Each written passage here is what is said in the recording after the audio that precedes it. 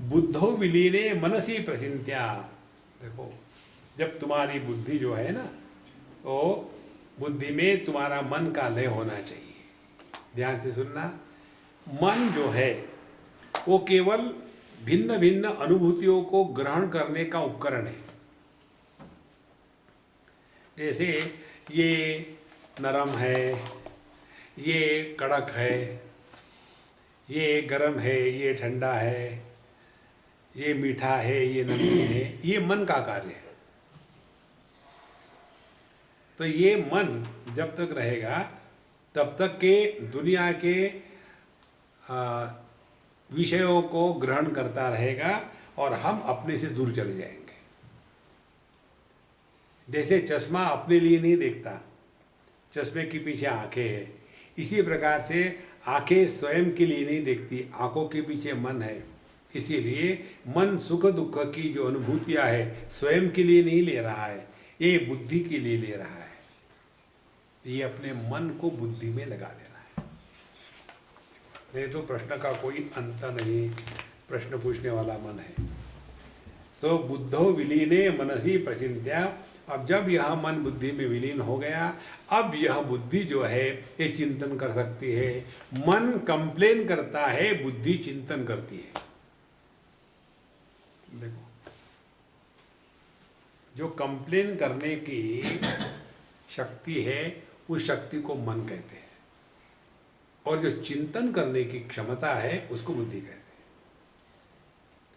चिंतन करने से व्यक्ति कंप्लेन करना बंद कर देता है, और जो कंप्लेन करता है वो चिंतन नहीं करता। जैसे अर्जुन कंप्लेन करता है कि चंचलम ही मन कृष्ण प्रमाति बलवद दृढ़म एतस्याहम निग्रह मन्ये वायुरिव सुदुष्करम। भगवान, आपने जो कहा ना मन को एकत्र समत्व में रखो, एतद योगम त्वया प्रोक्तम साम्येन मधुसूदन, आपने जो समत्व का योग बताया बड़ा कठिन है। कंप्लेन कर रहा है। तो भगवान क्या कहते हैं? अभ्यासेन तो कौन्तेय वैराग्येन च गृह्यते। अभ्यास करो, प्रयत्न करो, होगा। तो कभी भी प्रश्न और कंप्लेन इनका आदर मत करना, करना ही आदर चिंतन करना। देखो कि बच्चे हमारी बात मानते क्यों नहीं, कॉमन प्रश्न हमारे पास आता है। तो हमने कहा देखो बच्चे तुम्हारे इसलिए तुम्हारी बात मानते नहीं। बोले क्यों? वो आपको अंदर बाहर से जानते हैं। अंदर कोई कारण नहीं है। इसीलिए संतो, मन को बुद्धि में विलीन करना है। जहां आपने बुद्धि में प्रवेश किया, ध्यान से सुनना, मन का क्षेत्र ज्ञात होता है। Mind can function only in the area of known. इसके परे मन नहीं जा सकता। किसी व्यक्ति की तारीफ करनी हो, स्तुति करनी हो, तो उसको क्या कहते हैं? ये मानवान है कि ये बुद्धिमान है।